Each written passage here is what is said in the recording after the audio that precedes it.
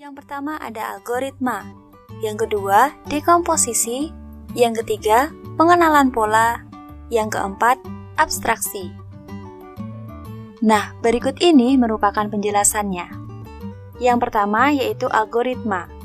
Algoritma adalah langkah-langkah untuk menyelesaikan suatu masalah atau bisa juga langkah-langkah yang dilakukan secara berurutan untuk menyelesaikan suatu masalah.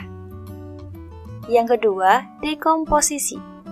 Dekomposisi adalah membagi masalah kompleks menjadi bagian-bagian kecil.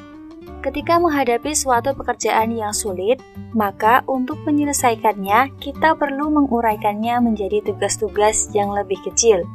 Dengan demikian, setiap tugas kecil dapat diperiksa secara lebih rinci.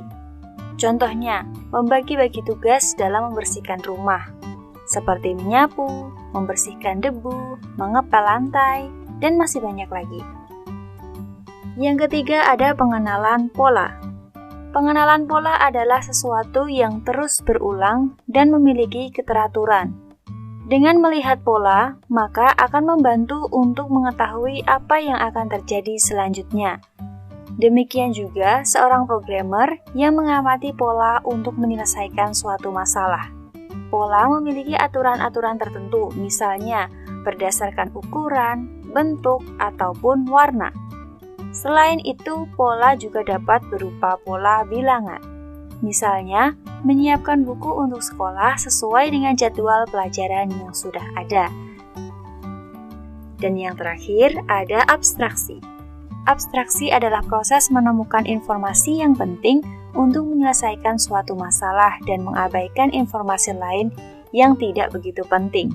Tujuannya adalah untuk mengetahui informasi yang penting untuk menyelesaikan masalah. Abstraksi membuat hal yang rumit menjadi lebih sederhana. Misalnya, ketika menulis tugas, kita akan fokus menulis tugas dan tidak perlu memikirkan bagaimana proses pembuatan pensil.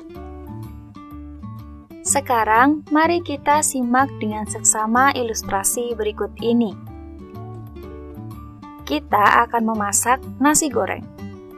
Dalam memasak nasi goreng, dekomposisinya itu berupa alat seperti kompor, wajan, pisau, telenan, spatula, dan masih banyak lagi.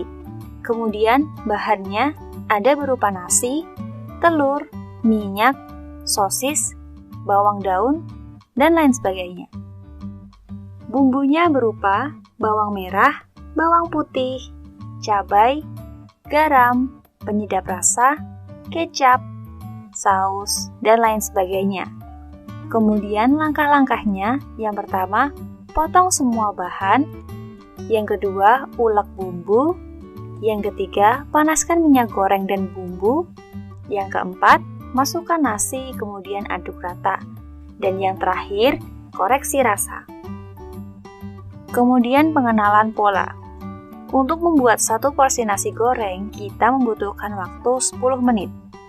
Nah, pola ini bisa kita lakukan kembali ketika kita akan membuat nasi goreng di lain waktu. Karena kita akan membuat nasi goreng, kita juga dapat membuat kue tiaw goreng karena proses dan bumbunya hampir sama. Membuat nasi goreng dan kue tiaw memiliki pola yang hampir sama, meskipun bahan dasarnya berbeda. Kemudian abstraksinya. Agar lebih efektif dan efisien dalam kurun waktu 10 menit, kita bisa membuat 3 porsi nasi goreng dengan menambahkan bumbu dan bahannya. Ketika membuat nasi goreng, kita tidak perlu memperhatikan bagaimana proses pengolahan kedelai menjadi kecap atau proses api yang bisa menyala pada kompor, karena itu tidaklah penting dalam proses pembuatan nasi goreng. Dalam membuat nasi goreng, kita juga harus mengurutkan langkah-langkah secara logis, berurutan, dan rinci, mulai dari proses pembuatan awal, meracik bumbu, sampai dengan proses penyajian. Langkah-langkahnya yaitu yang pertama, panaskan minyak secukupnya, yang kedua, goreng telur dan bumbu, yang ketiga, masukkan nasi dan bumbu yang lainnya, kemudian yang keempat, koreksi rasa. Jika rasa sudah pas, maka angkat dan sajikan.